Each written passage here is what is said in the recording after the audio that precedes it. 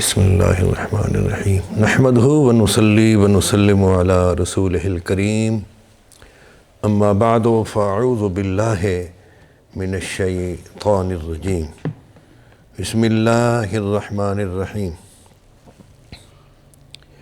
الحمد للہ رب العالمین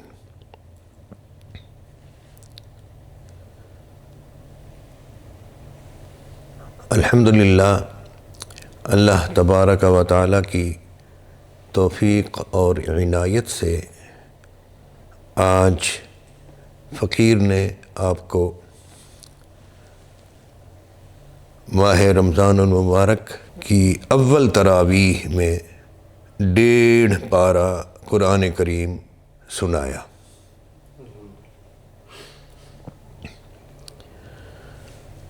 یہ تراویح میں مکمل قرآن کریم سنانا جو ہے یہ نہ تو نبی کریم صلی اللہ علیہ وآلہ وسلم کے دور میں ہوا اور نہ ہی حضرت سیدنا ابو بکر صدیق رضی اللہ تعالی عنہ کے دور میں ہوا۔ رسول اللہ صلی اللہ علیہ وآلہ وسلم سے صرف 3 روز تراویح کی نماز کا پڑھنا، خود آپ کا پڑھنا اور پھر لوگوں کا حضور کے پیچھے آ کر شامل ہو جانا، یہ ثابت ہے۔ اور پھر تیسرے یا چوتھے روز حضور کا تشریف نہ لانا اور پھر اس کی وجہ یہ بیان کرنا کہ میں اس لیے نہیں آیا جب کہ تم سب جمع ہو چکے تھے کہ کہیں یہ نماز تم پر فرض نہ ہو جائے۔ اس کا صاف مطلب یہ ہے کہ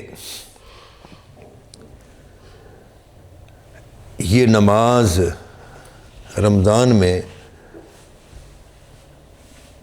پڑھنا خواہ جماعت سے ہو خواہ جماعت کے بغیر ہو، یہ پسندیدہ ضرور ہے، صرف اس کے فرض ہونے کے اندیشے کے پیش نظر آقا کریم صلی اللہ علیہ وآلہ وسلم نے ترک فرما دیا۔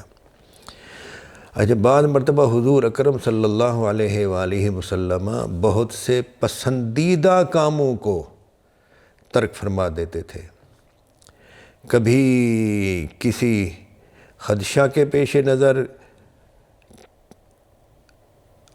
اور خطرہ کے پیش نظر، کبھی امت پر شفقت کے پیش نظر۔ اب خطرہ کے پیش نظر کی مثال وہ ہے کہ حضور چاہتے تھے کہ حتیم کو بھی، یہ کعبہ کا جو ایک کمرہ ہے نا، 4 چوکور ہے نا، یہ تو اس کے آگے جو دیوار نظر آتی ہے یوں، یہ حتیم ہے۔ تو سیدنا خلیل اللہ علیہ السلام نے جن بنیادوں پر کعبہ کو تعمیر کیا تھا اس میں یہ حتیم بھی شامل تھا، اور حضور نے جب اس کی تعمیر کی تو آپ چاہتے تھے اس کو بھی شامل کیا جائے، لیکن فرمایا میں نے چاہا کہ کہیں میں نے خدشہ محسوس کیا کہ کہیں مشرکین جو ہیں اس پر واویلا نہ کریں، تو چھوڑ دیا، یعنی پسند تھی۔ ہاں، تو اسی طرح کبھی امت پر شفقت کے پیش نظر بھی بعض کاموں کو ہمیشگی نہیں بخشی اور اس کو فرض نہیں ہونے دیا۔ جیسا کہ ایک حدیث پاک میں ہے، میں اگر اپنی امت پر مشکل نہ سمجھتا تو حکم کرتا کہ ہر نماز کے وقت مسواک کیا کریں۔ اور بھی بہت سے کام ایسے ہیں۔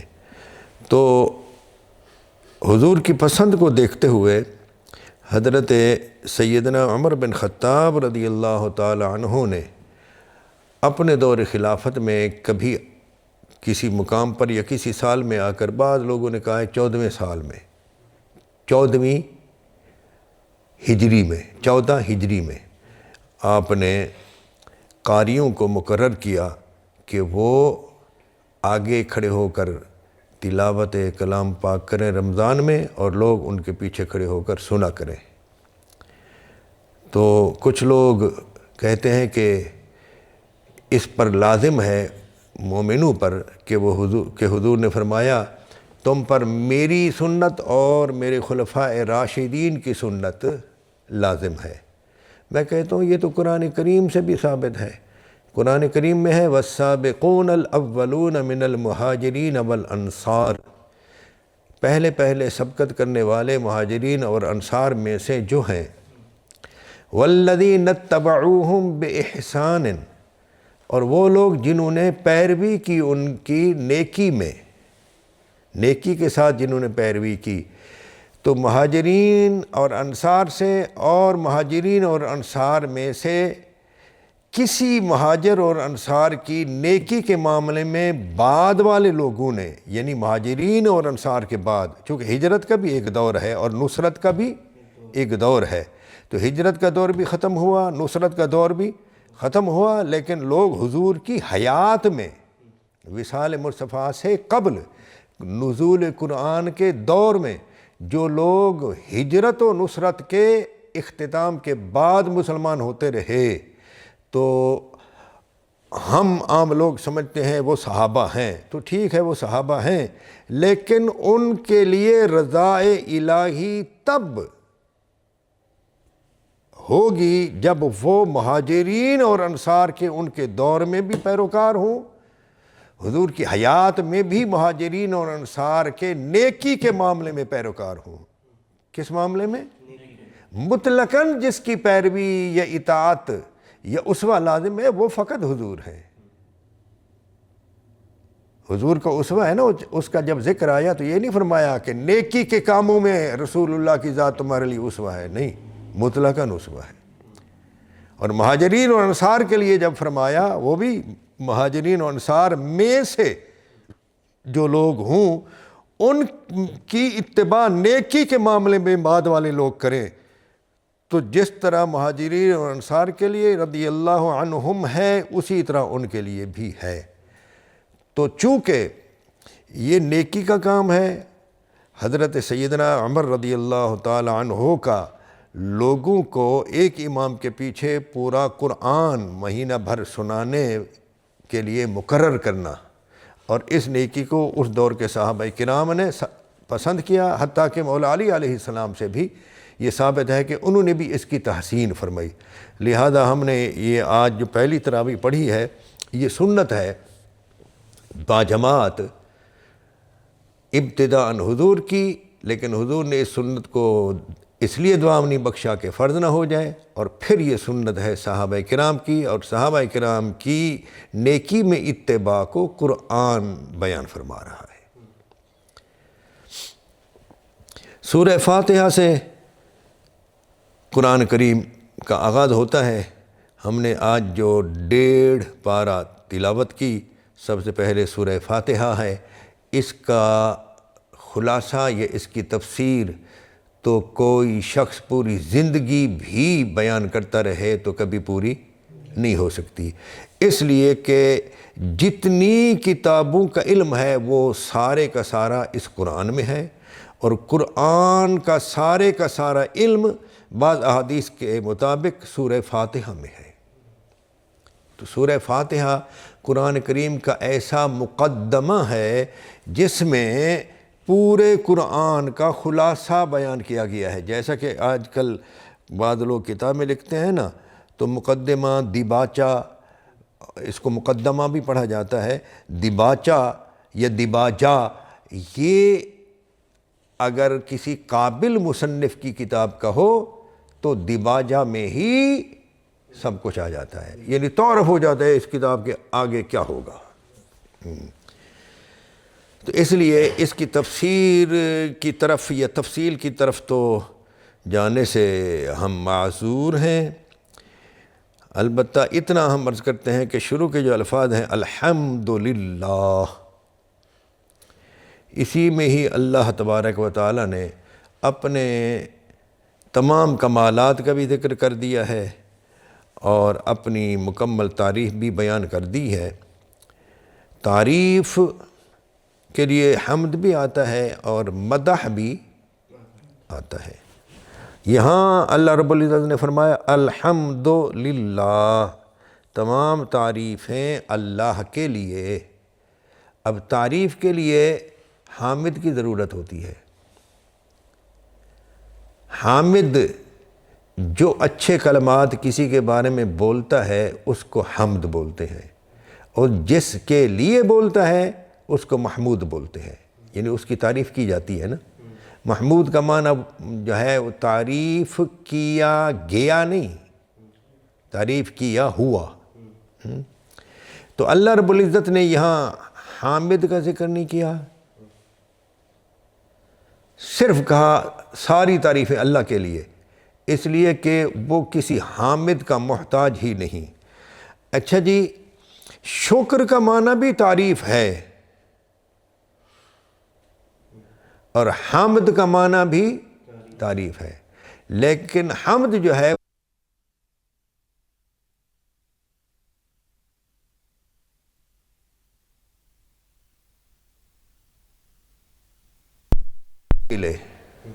کسی کو نعمت دی جائے نا تو وہ دینے والے منعم کی، انعام کرنے والے کی تعریف کرے، اس کو شکر کہتے ہیں۔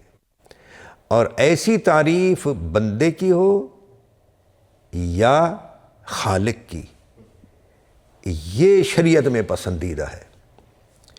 ایک مرتبہ کافی پہلے، کوئی 30 سال پہلے میں نے یہ حدیث پڑھی تھی، وہ کتاب کا نام یاد نہیں ہے، کراچی میں ہی پڑھی تھی، کہ کسی شخص کو رسول اللہ صلی اللہ علیہ وآلہ وسلم نے کچھ عطا فرمایا، تو وہ گلی کے کونے میں جا کر کہہ رہا تھا حضور نے مجھے یہ عطا کر دیا، حضور نے مجھے یہ دے دیا۔ تو حضرت عمر نے سنا تو انہوں نے آ کر حضور کو بتایا، یا رسول اللہ آپ نے اس کو کچھ دیا ہے، وہ واویلا کر رہا ہے، یہ دیا یہ دیا یہ دیا۔ تو غالباً حضرت عمر کا خیال تھا کہ بھئی لے گیا تو تجھے مل گیا، بس چپ کر کے لے جا۔ حضور کو جب یہ بات بتائی تو حضور خوش ہو گئے۔ حضور نے فرمایا میں نے اس کو بس اتنا سا دیا ہے اور وہ تعریف کرنے لگ گیا، جبکہ میں نے فلاں شخص کو 10 سے لے کر 200 تک بکریاں دے چکا ہوں، 10 15 20 30 اس طرح کرتے کرتے 200 تک دے چکا ہوں، لیکن اس نے کانو کان کسی کو خبر ہی نہیں ہونے دی۔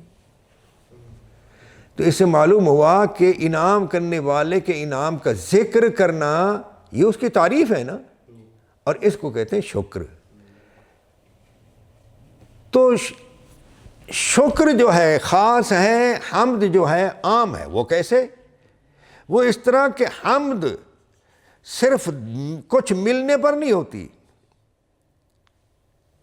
مثلا کوئی خوبصورت ہے تو اس چیز کی تعریف کرنا، آپ کو وہ ملی تو نہیں ہے نا، خوبصورت بندہ ہے، خوبصورت چیز ہے، یہ کتنی خوبصورت ہے، یہ تعریف ہے نا، لیکن آپ کو کچھ ملا تو نہیں نا۔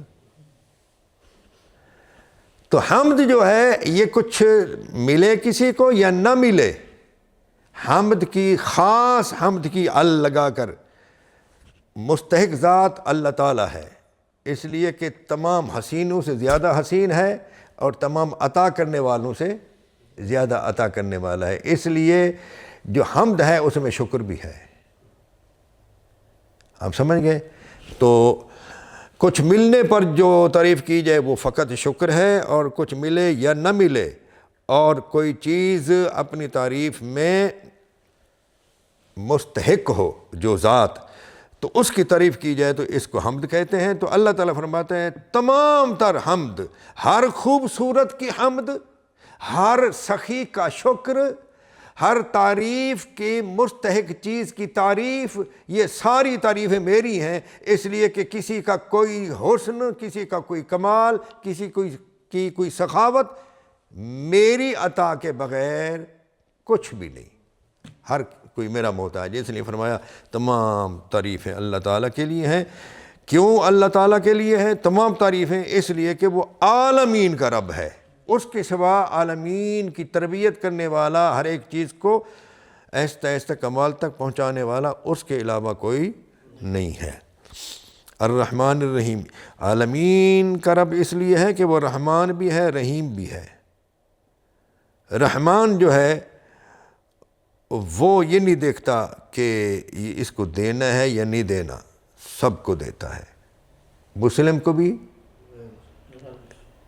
غیر مسلم۔ رحیم جو ہے یہ خاص مومنین کے لیے، جیسے کہ حضور جو ہیں وہ رحیم ہے خاص مومنین کے لیے، بالمؤمنین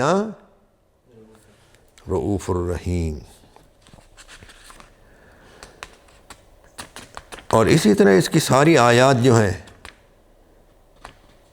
یہ اسی پر دلالت کرتی ہیں کہ وہ ذات جو ہے ایسی کامل ذات ہے کہ اس کی ذات میں کوئی بھی شریک نہیں ہے، اور اس نے اپنے کرم سے اپنی بعض صفات میں مخلوق کو شریک فرمایا ہوا ہے۔ اس کے بعد سورۃ البقرہ آتی ہے جس میں ایک گائے کا ذکر ہے، اور وہ بھی بڑا تفصیل سے اس میں بیان کیا گیا کہ لوگوں نے،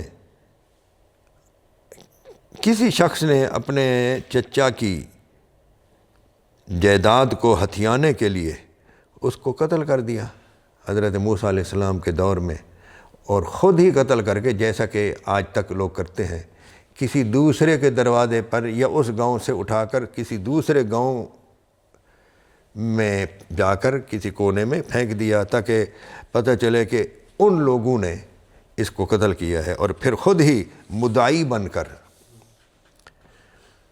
شور مچا دیا، میرے چچا کو کسی نے قتل کر دیا، میرے چچا کو کسی نے قتل کر دیا۔ حضرت موسیٰ علیہ السلام کا دور تھا، آپ کے پاس آئے تو کیا کیا جائے؟ تو آپ نے دعا کی، تو اللہ تعالیٰ نے فرمایا کہ ان کو کہو کہ یہ ایک گائے ذبح کریں، اور اس گائے کا گوشت کا ایک ٹکڑا اٹھا کر اس مقتول کو لگائیں، اللہ تعالیٰ اس کو زندہ کر دے گا، یہ خود بتائے گا کہ اس کو کس نے قتل کیا ہے۔ اور وہ تو چھپانا چاہتے تھے، وہ تو خود ہی مدعی بن کر اس کے متلاشی تھے، تلاش کرنے والے تھے۔ جیسا کہ کسی جگہ کوئی بندہ چوری کر گیا تو 4 لوگوں نے چادر پکڑی اور کہا کہ اس چادر کے نیچے سے گزرو، جو چور ہوگا وہ نہیں گزر سکے گا اور چادر اس کو لپیٹ لے گی، اور خود چوروں نے وہ چادر پکڑی ہوئی تھی۔ تو یہ مدعی جو ہیں بنے ہوئے تھے،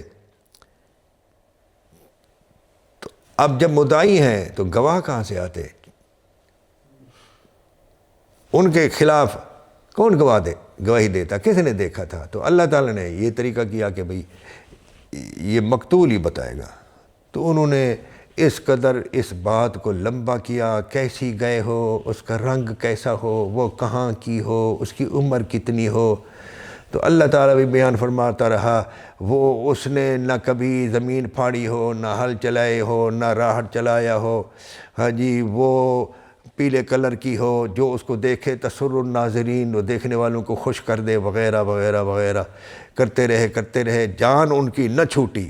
بالآخر وہ ایک ایسے شخص کے پاس پائی گئی، لمبے قصے ہیں کہ وہ یتیم تھا اور ماں باپ کا فرما بردار تھا، اس صفات کی وہ گئے، اس کے پاس پائی گئی، اور وہ لینے کے لیے گئے تو اس نے کہا کہ میں تو تب دوں گا جب اس کے چمڑے کو سونے سے بھر کر ذبح کیا جائے، پھر اس کا چمڑا اتارا جائے، پھر اس چمڑے میں سونا بھر دیا جائے جس طرح کہ گائے کا پیٹ بھرا ہوا تھا۔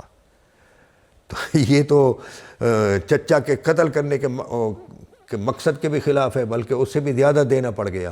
ہاں، بہرحال جب آخر میں یہ بات کہی گئی تو انہوں نے کہا ہاں ہم کریں گے انشاء و انا انشاء اللہ لمہتدون۔ تو اللہ تعالیٰ فرماتے ہیں اگر وہ انشاءاللہ نہ کہتے تو وہ ہدایت نہ پاتے اور مراد تک نہ پہنچتے۔ تو اس لیے چونکہ اس میں ایک گائے کا ذکر ہے اس صورت میں اور تفصیل سے ہے، اس لیے اس کو کہا گیا سورۃ البقرہ، گائے کے تذکرے والی سورت۔ اس میں اللہ رب العزت نے شروع میں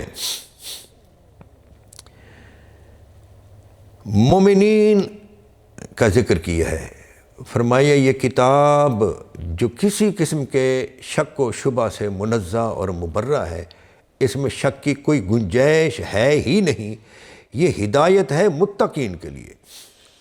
اب متقین کسے بولتے ہیں؟ عموماً یہ تصور آ جاتا ہے کہ متقی اس کو بولتے ہیں جو نماز پڑھتا ہو، روزہ رکھتا ہو، حج کرتا ہو، زکوٰۃ دیتا ہو، بڑا عبادت گزار ہو، ہاں جی، متقی اس کو بولتے ہیں۔ یہ لفظ متقین آتے ہی ذہن میں یہ معنی از خود آ جاتا ہے۔ حالانکہ یہ ہے کہ متقی ابتداءً ہر اس شخص کو کہتے ہیں جس کے اندر کسی برائی سے بچنے کا از خود ایک داعیہ موجود ہو، یعنی ایک ایسی قوت موجود ہو جو اس کو روکے کہ فلاں برے کام کی طرف نہیں جانا۔ اب اس کے لیے مکمل عالم ہونے کی ضرورت نہیں ہے۔ جو شخص کبھی کسی مکتب میں، مسجد میں، دارالعلوم میں اور مدرسہ میں نہ آیا ہو، پیدا ہوتے ہی مسلم ہو یا غیر مسلم، ہر ایک کے اندر فسق و فجور کی بھی، بڑے بڑے فسق و فجور کی بھی تمیز ہوتی ہے، اور فسق و فجور کے مقابلے میں جو کچھ ہوتا ہے، نیکی اور اچھے کام فطرت سلیمہ کے مطابق، اس کا شعور بھی ہوتا ہے۔ اس کو خود قرآن میں آیا وَنَفْسٍ وَمَا سَوَّاهَا فَأَلْهَمَهَا فُجُورَهَا وَتَقْوَاهَا۔ تو خالی و ذہن جو شخص ہو، کسی ضد پر اڑا ہوا نہ ہو، کسی نے اس کو بگاڑ نہ دیا ہو، اس کے سامنے جب یہ قرآن کریم پڑھا جائے مطلقاً سارا قرآن کہیں سے بھی، اور اس کا معنی اس پر، یہ معنی ضروری ہے، ترجمہ ضروری، فقط تلاوت نہیں۔ یہ عرب لوگوں کے سامنے نبی کریم صلی اللہ علیہ وآلہ وسلم جب تلاوت ایک کلام پاک فرماتے تھے، ان کی گھنٹوں گفتگو سننے کے بعد، ان کے اعتراضات سننے کے بعد، وہ یعنی قصہ تو ایسے بھی قصے ملتے ہیں نا کہ ان کو مشرکین مکہ نے تیار کیا کہ جاؤ ان سے بات کرو اور ان کو کہو کہ آپ بعد آ جاؤ، ہمارے مسلک کو، ہمارے مشرب کو، یعنی ہمارے شرک والے دین کو چھیڑنے سے بعد آ جاؤ۔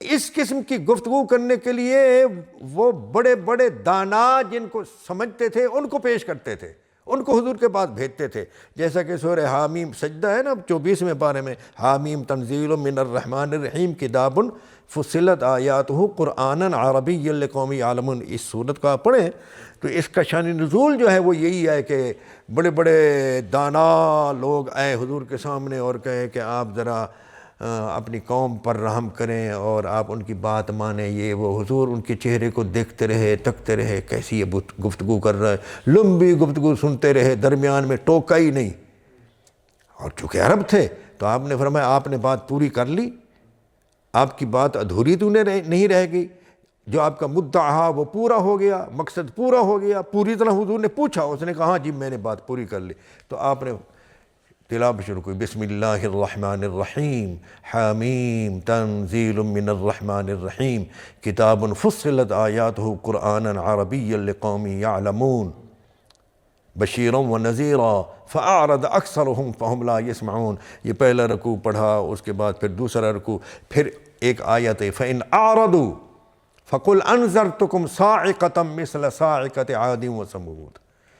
اگر یہ روگردانی کریں تو آپ ان کو کھلم کھلا ڈرا دیں اس چنگھاڑ دار آواز سے جو کہ عاد اور سمود کے لیے آئی تھی، جیسا کہ جب یہاں تک وہ اٹھا اور حضور کے دہن اقدس پر ہاتھ رکھنے لگا اور وہاں جا کر بتایا کہ بھی جو کچھ وہ پڑھتے ہیں وہ کلام بہت برحق ہے۔ تو یہ ترجمہ تھا نا، اس کا مطلب سمجھانا، آپ سمجھ گئے؟ تو اس لیے قرآن یہ کہہ رہا ہے کہ یہ قرآن ہدایت ہے کس کے لیے؟ متقین کے لیے، جن میں شعور ہو نیکی کا اور بدی کا۔ تو آپ ایسے شخص کے سامنے جو نیکی اور بدی کو کسی مکتب میں جائے بغیر سمجھتا ہو، قرآن کا کوئی حصہ اس کے مقصد اور اس کے ذہن کے مطابق آپ پڑھیں گے، قرآن اس کے لیے ہدایت ثابت ہوگا۔ یہ معنی ہے کہ قرآن ہدایت ہے متقین کے لیے۔ اور پھر فرمایا یہ متقین وہ ہیں کہ جو مانتے ہیں بالغیب، کیا بن دیکھے نہیں، یؤمنون بالغیب، سمجھ آئے یا نہ آئے، مکمل حقیقت تک، یعنی کوئی چیز نظر آئے یا نہ آئے، جب ان کو بات سمجھ آ جائے تو مان لیتے ہیں۔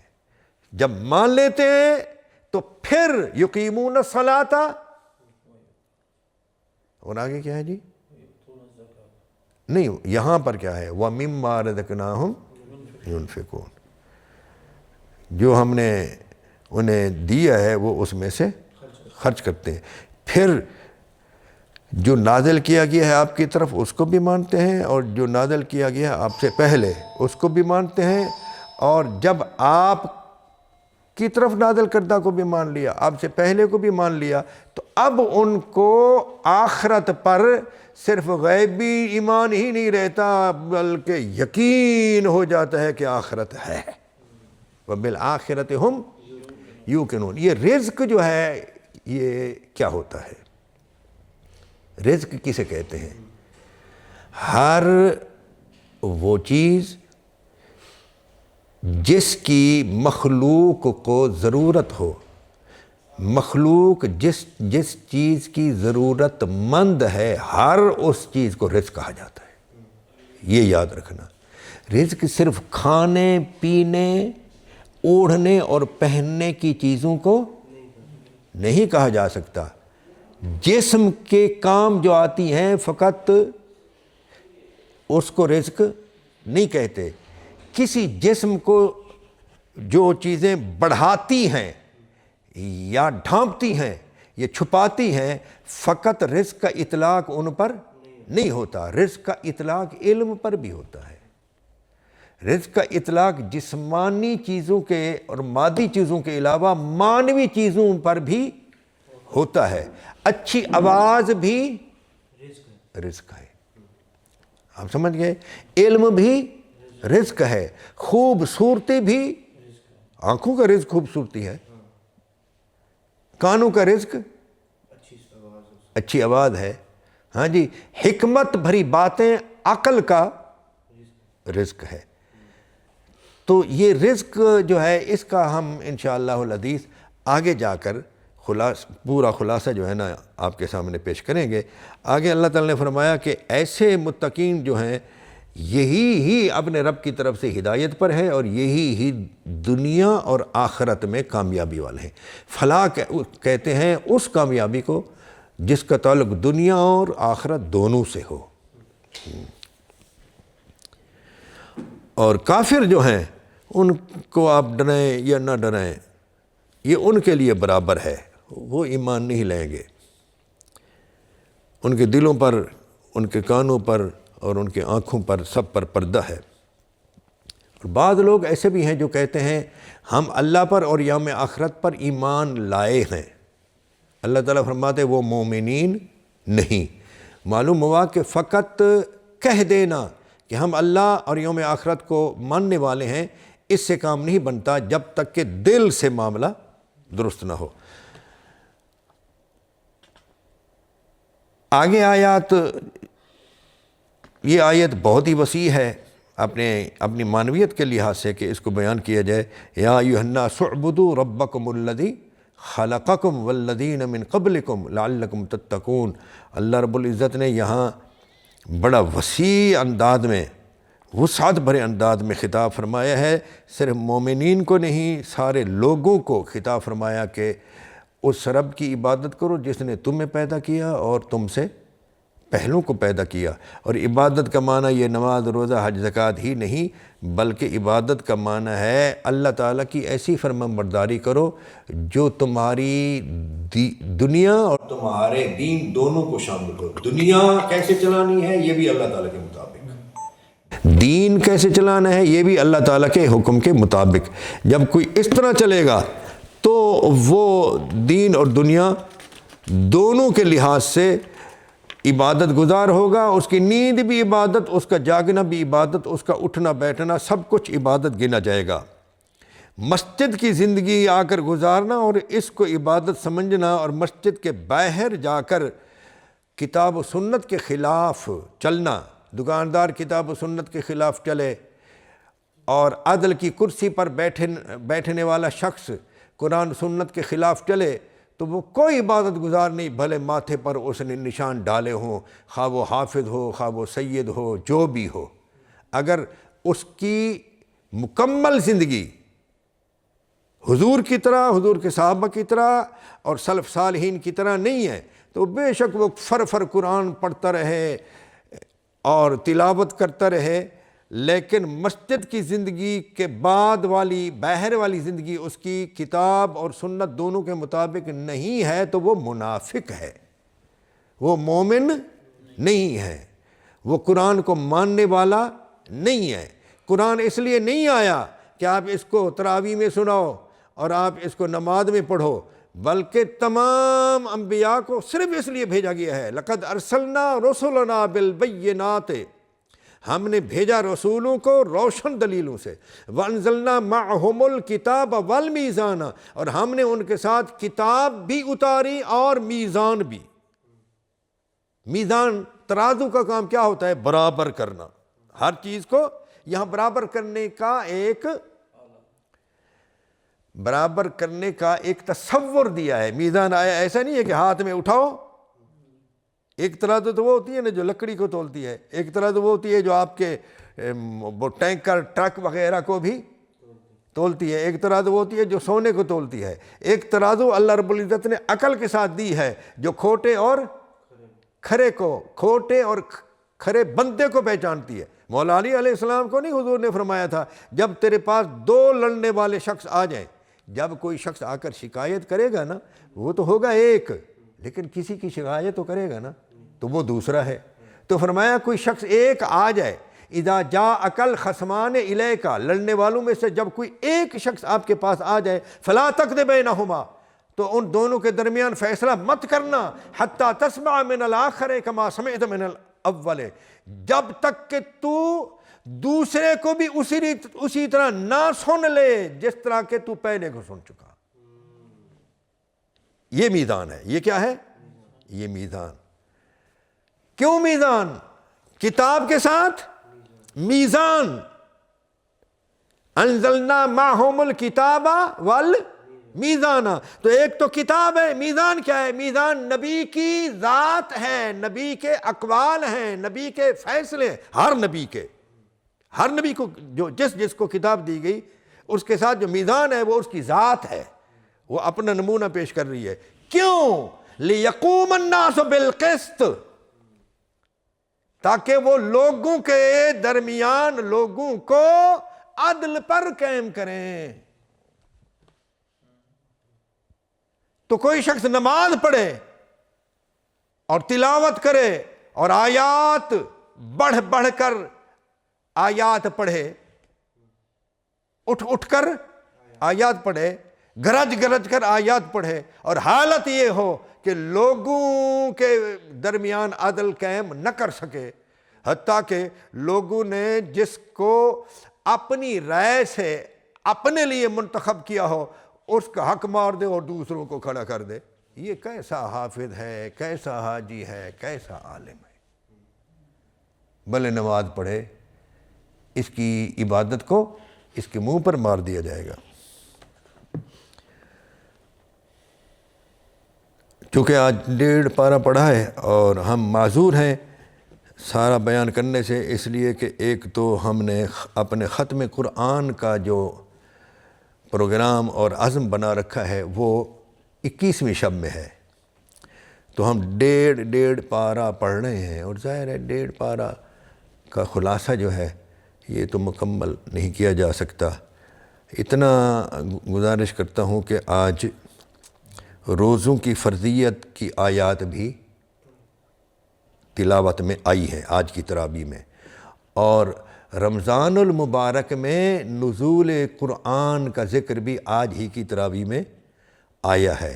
تو یہ آیت بھی تقاضا کرتی ہے کہ رمضان چونکہ قرآن کا مہینہ ہے تو اس میں زیادہ نہیں زیادہ نہیں تو کم از کم ایک قرآن تو ہر مسلمان جو ہے وہ پورا کرے۔ اگر کوئی تراویح میں بھی پورا نہیں کرتا تو رمضان میں دن میں قرآن کریم کھول کر تلاوت کرے اور اس کو سمجھے۔ صحابہ کرام نے تو بہترین پروگرام بنا دیا کہ ایک قرآن پورا کرنے کے لیے ایک قاری کے پیچھے سارے صحابہ کو کھڑا کر دیا۔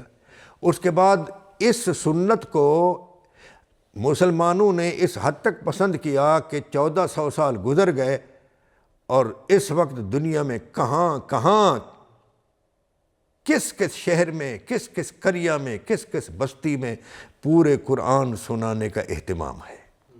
یہ اللہ تعالیٰ کی طرف سے ایک پسندیدہ بات ہے جو سیدنا عمر رضی اللہ تعالیٰ عنہ نے شروع فرمائی۔ تو اس لیے نبی کریم صلی اللہ علیہ وآلہ وسلم بھی رمضان میں قرآن کا دور کرتے تھے، اور وہ بھی حضرت جبریل امین کے ساتھ، جیسا کہ سیدہ فاطمہ الزہرا سلام اللہ علیہا کی حدیث پاک میں ہے۔ اور یہاں میں آخر میں یہ بھی آپ کو عرض کرتا چلوں کہ اللہ رب العزت نے فرمایا وَإِذَا سَأَلَكَ عِبَادِي عَنِّي فَإِنِّي قَرِيب، جب میرے بندے آپ سے پوچھیں میرے متعلق تو میں قریب ہوں۔